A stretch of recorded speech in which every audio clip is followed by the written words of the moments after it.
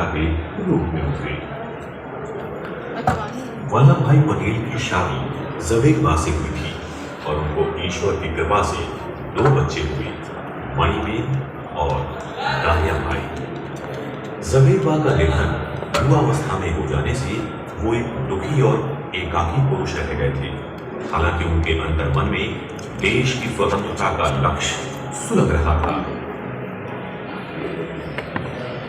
वल्लभ भाई पटेल 35 वर्ष की आयु में मिडिल टेम्पल में बार की पढ़ाई करने के लिए लंदन गए, जहां उन्होंने लगातार कठोर परिश्रम किया और शानदार परिणाम प्राप्त कर उत्तीर्ण हुए।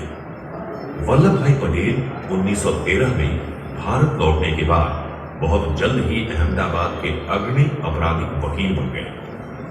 न्यायालय में उनकी लाजवाब बहसों के कारण वो बहुत प्रख्यात हुए। मित्रों की सलाह पर उन्होंने अपने बढ़ रहे कानूनी सलाह के पेशे के साथ ही एक नई जिम्मेदारी ले ली।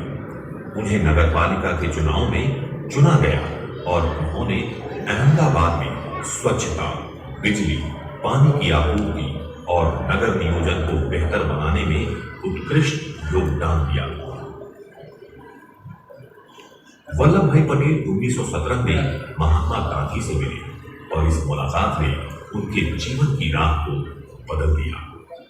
महात्मा के सिद्धांत सत्याग्रह, ब्रिटिश साम्राज्यवाद के विरुद्ध अहिंसक तरीके ने उनके मन को जीत लिया।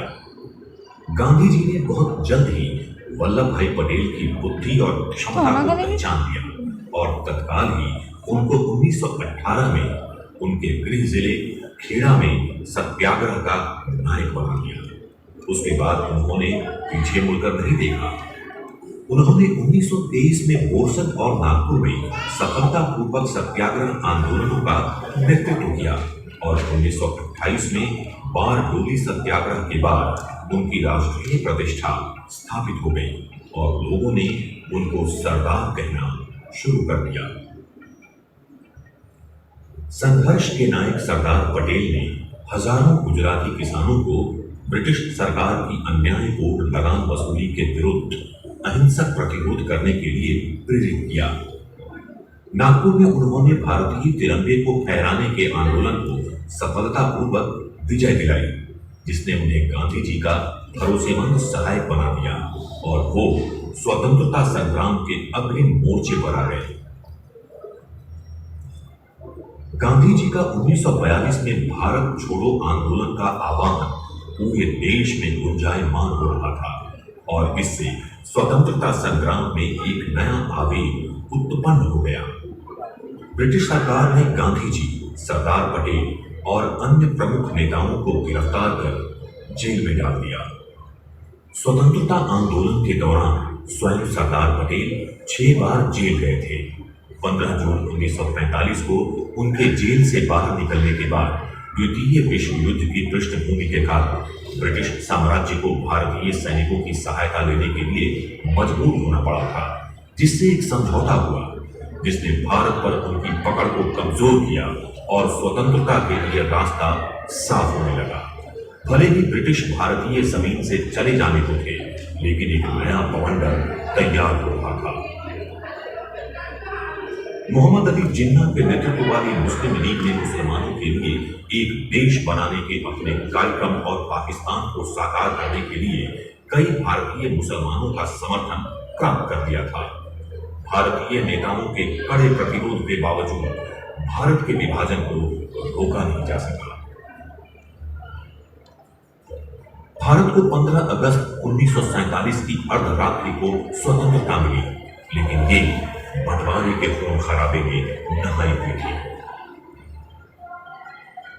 सरदार को भारत का पहला उप प्रधानमंत्री और गृहमंत्री चुना गया और साथ ही उन्हें सूचना और प्रसारण का अतिरिक्त कार्यभार भी सौंपा गया। विभाजन के प्रबल विरोधी होने के बावजूद वो अब इस प्रक्रिया की पीड़ा और त्रासदी को कम करने के उपायों को तलाश रहे थे। वो एक अनुभवी नायक और कुशल राजनेता थे। अब उनके सामने 2 विशालकाय चुनौतियां थी। पहला, सांप्रदायिक हिंसा को नियंत्रित करना, जो विभाजन के कारण काबू से बाहर हो चुकी थी। लोगों की भीड़ को नियंत्रित और शांत करना और अन्न, आश्रय व शरणार्थियों के सुरक्षित परिवहन की व्यवस्था करना।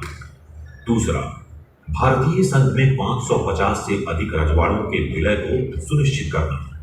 दृढ़ इच्छा शक्ति और दूरदृष्टि का प्रयोग करके उन्होंने राजकुमारों को भारतीय संप्रभुता में शामिल होने के लिए समझाया। उन्होंने 4 वर्षों 1946 से 1950 तक लगातार बिना थके काम किया और एक संगठित राष्ट्र के विशाल लक्ष्य के लिए प्रतिबद्ध होकर भारत मां को सुरक्षित और एकीकृत किया। ये उनकी देश के लिए महानतम विरासत और उपहार थी। राष्ट्र के लिए एक सशक्त नींव बनाने के अपने विचार और इच्छा के साथ उन्होंने भारत के संविधान को स्वरूप देने में भी अपना महत्वपूर्ण योगदान दिया था। प्रभावी तंत्रों और सेवाओं की शक्ति की समझ के कारण उन्होंने अखिल भारतीय प्रशासनिक सेवाओं और भारतीय पुलिस सेवा का गठन और उनका ढांचा तैयार किया। सरदार पटेल ने 1950 में अपनी अंतिम श्वास ली और राष्ट्र अपने सरदार के निधन पर शोक में डूब गया। उनके ही कारण हम अपने देश की एकता पर गौरवान्वित हो सकते हैं, भले ही यहाँ संस्कृति, समुदाय, भूमि और भाषाओं की विविधता हो, लेकिन हम एक हैं। उन्होंने न केवल भारत के नक्शे पर बल्कि सभी भारतीयों के दिलों और दिमागों पर अपनी अमिट छाप छोड़ी है। सरदार पटेल की विरासत हमें आज भी राह दिखाती व प्रेरित करती है।